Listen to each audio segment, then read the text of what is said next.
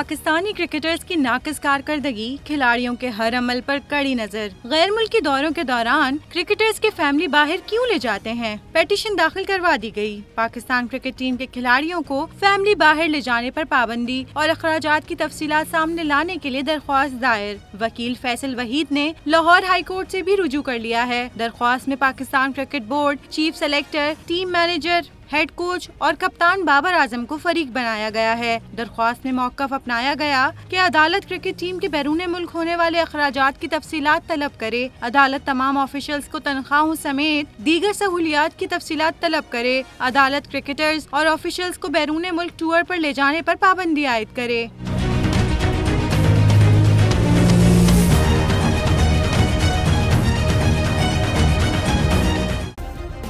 Subscribe करें और bell दबाएं ताकि कोई खबर रह न जाए।